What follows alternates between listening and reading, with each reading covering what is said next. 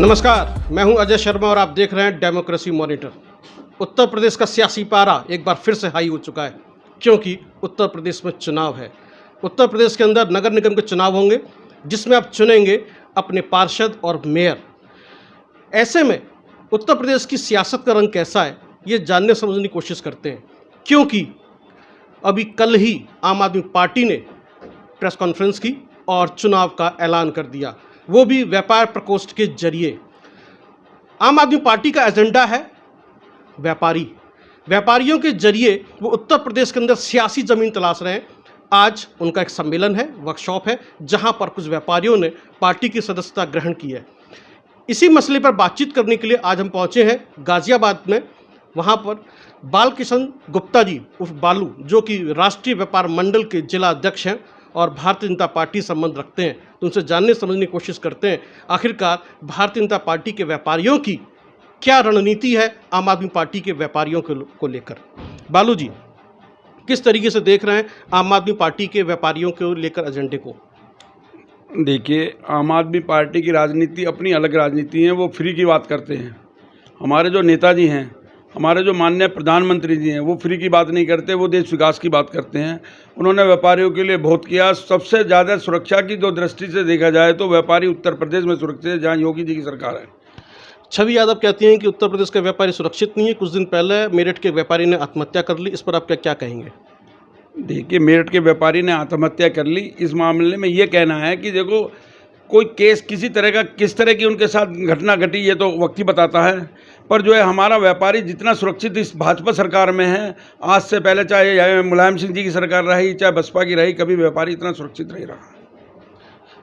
लोग कह रहे हैं कि व्यापारी बहुत परेशान है जिस तरह से लाइसेंसिंग शुल्क लगा दिया गया है। अगर आपको कोई भी व्यापार करना है, अगर आपको रेहड़ी पटरी लगानी उसका शुल्क देना पड़ेगा, बैंकेट हॉल चलाना उसका भी शुल्क देना पड़ेगा, कुछ भी करना हो शुल्क है, सभी का अलग अलग है, जिसको लेकर व्यापारियों में रोष है। आप क्या सोचते हैं इसको लेकर? देखिए, जो नगर निगम ये जो टैक्स लगाने की बात कर रहे हैं छोटे व्यापारियों पर, मैं इसका विरोध करता हूँ। ये टैक्स छोटे व्यापारियों पर नहीं लगना चाहिए कि छोटा व्यापारी डेली बेचारा अपनी मजदूरी करता है, ठेला पटरी वाला कितने पैसे कमाता है, तो ये नहीं लगना चाहिए। इसके लिए ये हम सरकार से मांग करते हैं कि इस तरह का टैक्स ना लगा जाए, छोटे व्यापारी को राहत दी जाए। छोटे व्यापारियों को राहत देने के साथ में जीएसटी भी एक सरलीकरण किया जाए। जीएसटी बहुत हमारे यहाँ जटिल है और एक व्यापारी बोर्ड का गठन होना चाहिए जिससे जो व्यापारियों को राहत मिल सके। व्यापारी, आप तो बीजेपी की नीतियों का विरोध कर रहे हैं एक तरीके से। देखो, मैं बीजेपी की नीतियों का विरोध नहीं कर रहा हूँ, मैं सरकार से मांगता हूँ, कोई सरकार से भी कोई गलती हो सकती है तो सरकार को व्यापारियों की बात सुननी चाहिए। आप मानते हैं सरकार से गलती हुई है? मैं ये मानता हूँ कि ये जो छोटे व्यापारियों पे टैक्स लगाने की बात है, शुल्क लगाने की बात है, छोटे व्यापारियों पे नहीं लगना चाहिए, ये मैं इसका विरोध कर रहा हूँ। ईज़ ऑफ डूइंग को लेकर आपका क्या मानना है? ईज़ ऑफ डूइंग जो बिजनेस है उसको लेकर जो चलिए ठीक है। जो व्यापारियों की सरलीकरण की हम बात करते हैं, जिस तरह से नीतियां हैं, उसको लेकर योगी सरकार की नीतियों पे आपका क्या रुख है? देखिए, सरलीकरण होना चाहिए।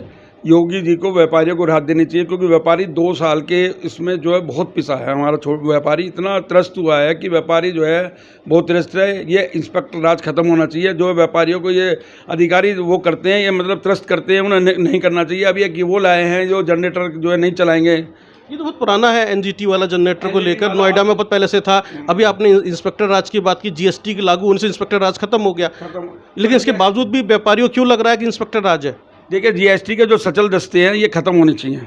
ये सचल दस्ते जो हैं ये व्यापारियों को जो है उत्पीड़न करते हैं, इस तरह का नहीं होना चाहिए। व्यापारी को जो है सरलीकरण होना चाहिए। व्यापारी को जैसे मान लो कोई छूट जो है टाइम देना चाहिए। जो टैक्स लगाते हैं, ब्याज लगाते हैं, इतना % ब्याज नहीं लेना चाहिए। मान लो जैसे कोई व्यापारी क्या करते हैं, ये व्यापारी, मैं भी जीएसटी में रजिस्टर्ड हूँ, आप भी रजिस्टर्ड हैं, आपने रिटर्न दाखिल नहीं किया तो मैं इनपुट नहीं ले सकता, ऐसा नहीं होना चाहिए। वो इनपुट की सुविधा व्यापारी को होनी चाहिए, क्योंकि मैं भी रजिस्टर्ड हूँ और वो भी रजिस्टर्ड है। अगर उन्होंने रिटर्न दाखिल नहीं किए तो सामने वाले व्यापारी पे वो लगना चाहिए, ना कि जो है हमें इनपुट का उसका फ़ायदा ना मिला जी। मंडी शुल्क की यदि हम बात करें, जब कृषि कानून था तब मंडी शुल्क को लेकर जो चर्चाएं चली, कुछ खत्म कर दिया गया, बाद में फिर मंडी शुल्क लगा दिया गया। जो आंकड़ा आया है लगभग 770 करोड़ का है ना नुकसान हुआ है। तो मंडी समिति में जो है मंडी शुल्क को लेकर आपका क्या कहना है? ये होना चाहिए या नहीं होना चाहिए, या किस तरह से होना चाहिए? देखिए, मंडी शुल्क नहीं लगना चाहिए मेरे हिसाब से तो, क्योंकि गवर्नमेंट हमसे जीएसटी के जरिए हर चीज़ पर इतना टैक्स ले रही है, तो मंडी शुल्क नहीं लेना चाहिए। किसान को इससे फ़ायदा होगा, व्यापारी को फ़ायदा होगा। जी। इसके अलावा जैसे हमने अभी बातचीत की, व्यापारियों का नगर निगम चुनाव में क्या रोल रहने वाला है, क्योंकि आम आदमी पार्टी व्यापारियों को ही मैनेज कर रही है, उन्हीं में सेंध लगा रही है। हमने उनसे भी पूछा था, क्या आप बीजेपी के व्यापारियों में सेंध लगाने जा रहे हैं? देखिए, आम आदमी पार्टी यहाँ की उत्तर प्रदेश में कुछ नहीं कर पाएगी। वो सिर्फ चुनाव लड़ने का वोट काट की राजनीति करना चाहते हैं। वो यहाँ कुछ ही तरह से भी सक्सेस नहीं होंगे। यहाँ जो है मेयर जो है बीजेपी का जीतेगा। और ये जो है यहाँ गाजियाबाद की धरती का इतिहास रहा है, यहाँ हमेशा जो है व्यापारियों का वर्चस्व रहा है। हिंदू हो, मुस्लिम हो, कोई भी सब जो बीजेपी के साथ है। मेरा तो मानना है कि बीजेपी की विजय होगी। नहीं, वो तो ठीक है, आपका डिप्लोमेटिक आंसर है। मैं जो जानना चाहता हूँ, आम आदमी पार्टी के व्यापारी और बीजेपी के व्यापारी वर्सेस हो रहा है अब, तो इसमें व्यापारी किस तरफ जाएगा? वो कह रहे हैं व्यापारी हमारी तरफ आ रहे हैं, पार्टी ज्वाइन कर रहे हैं, आप तो बीजेपी के व्यापारी कहीं भी टूट रहा होगा ना? देखिए, आम आदमी पार्टी ने अभी अपना इतिहास जो अभी विधानसभा चुनाव में देख लिया। कहीं भी विजय नहीं ले पाए, कहीं भी वो नहीं ले पाए। वो वोट की राजनीति करते हैं, लोगों को लुभावने नारे दे के कि हम बिजली देंगे, वो देंगे, वो करते हैं। पंजाब की दशा देख लो, पंजाब में जिस तरह से उन्होंने सरकार बनाई लुभावने नारे दे के, पंजाब की हालत देख लेना आप 6 महीने या साल भर बाद क्या हालत हो जाएगी। वहाँ पे पहली रास्ते तो वह जो आम आदमी पार्टी बात कर रही है बिल्कुल गलत कर रही है। व्यापारी को अगर ठोस वो देने की बात करती है तो बीजेपी करती है। तो मेरा मानना है कि बीजेपी जो देश के हित में काम कर रही है। आपने बीजेपी की बात की, व्यापारियों हित में काम करती है, आप जिलाध्यक्ष हैं, एक व्यापार मंडल चलाते हैं। तो पिछले 1 साल की यदि हम बात करें कोरोना के बाद से अभी जैसे फ़र्क पड़ा है, तो गाजियाबाद का व्यापार कितना बड़ा है, कितना फ़ायदा हुआ है जिससे लगे कि हाँ, कि बीजेपी की सरकार में व्यापारियों का भला हो रहा है और वो तरक्की कर रहे हैं? देखिए, पहले 2-3 कितना % इजाफा हुआ? देखो, सरकारी आंकड़े तो मेरे पास है नहीं। आपके अपने आंकड़े होंगे? मेरे आंकड़े तो ये हैं कि जो है व्यापार बढ़ा है। अभी जो हमारा 2-3 साल से व्यापार बहुत डाउन गया था 3 साल में, मैं मानता हूँ इस साल हमारी जीएसटी की रिकवरी बहुत अच्छी हुई है। सरकार को अगर जीएसटी की रिकवरी अच्छी हुई है तो निश्चित है कि जो व्यापार बढ़ा है। लेकिन बाज़ारों में रौनक नहीं, लोग खरीद नहीं रहे, आप कह रहे व्यापार अच्छा हुआ है। बाज़ारों में रौनक है। बाज़ारों में रौनक का कारण एक है कि बाज़ारों में रौनक कम का क्या है कि ऑनलाइन पे भी लोग बाग काफ़ी डाइवर्ट हो गए हैं। इसका हम ये चाहते हैं कि ऑनलाइन में जो है कम से कम करें। जैसे छोटे व्यापारी जो हमारा दुकान खोल के भेजा, मोहल्ले वाला, बाज़ार वाला, इनका भी व्यवसाय चल सके तो ऑनलाइन कम होना चाहिए। छोटे व्यापारी को और हाथ मिलेगी इससे।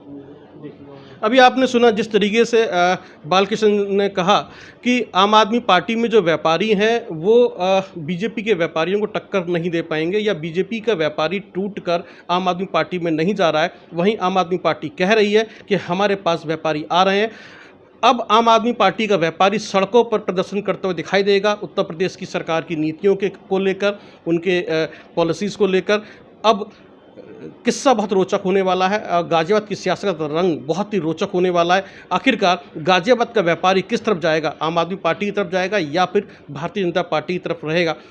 कुछ मुद्दों पर राष्ट्रीय व्यापार मंडल के जिलाध्यक्ष बालकृष्ण सहमत नहीं है, या कहते हैं इसमें बदलाव होना चाहिए, जैसे उन्होंने अपनी बात रखी है। लेकिन फिर भी बहुत कुछ अच्छा है भारतीय जनता पार्टी में, ऐसा वो मानते हैं। आने वाले समय में पता चलेगा कि आम आदमी पार्टी कितनी सीटें नगर निगम की जीत कर आती है व्यापारियों के जरिए। देखते रहिए आप डेमोक्रेसी मॉनिटर मेरे साथ।